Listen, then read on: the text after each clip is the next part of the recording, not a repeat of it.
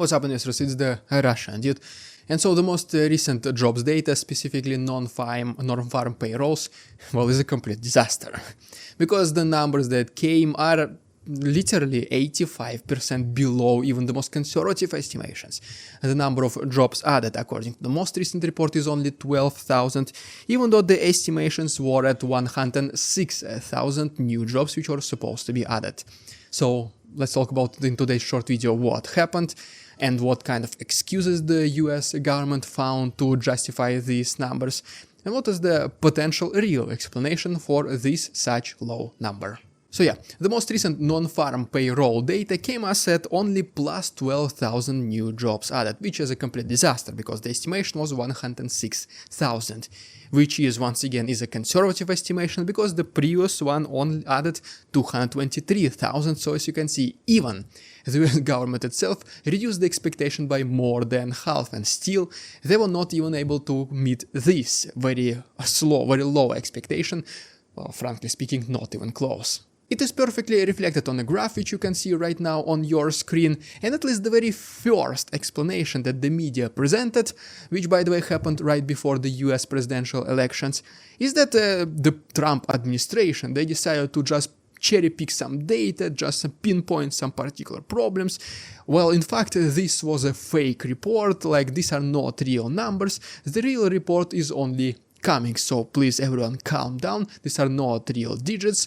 We need to be patient and we need to wait for the real numbers. Well, apparently later it turned out to be the real report. So all these outcries by the media trying to present Trump's administration in a bad side, well, it turned out to be fake news itself. But let's set aside these emotional things, because, well, yeah, media, it does swerve in either direction, wherever it is more convenient to their readers.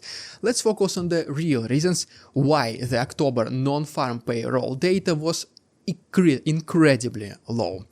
Well, first of all, it was because it was the hurricane season in the US, and a lot of East Coast, it was simply affected. Well, at this time the economy, it's not like shut down, but obviously it was not at its full capacity as it used to be during normal times. And another reason, I would say even bigger one, is that there were a lot of employees' strikes. Well, the combination of these two make absolutely perfect sense why the US non-farm payroll came to us at 85% below even the most conservative estimations. Many people immediately started thinking how will this affect the next upcoming Federal Reserve meeting and whether Jerome Powell will not cut the rates or will cut them 0.25% or will cut like before 0.5%.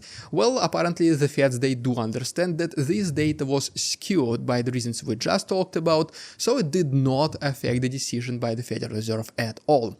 Jerome Powell later had a meeting and a press conference when he said that the rate cut is happening and it will happen as expected, 0.25% more. Speaking about another employment-related data is obviously the unemployment itself. The number came at 4.1%, no surprise, not much change here, so we proceed as planned as well. As a result, yes, the US non-farm October payroll data was a disaster, but only if you focus on the headlines. For this reason, guys, please don't just trust the headlines, don't just trust the media, read the article. If you need, go to additional sources for the information or even rely on the original source of the information, such as, for example, the US non-farm payroll official website.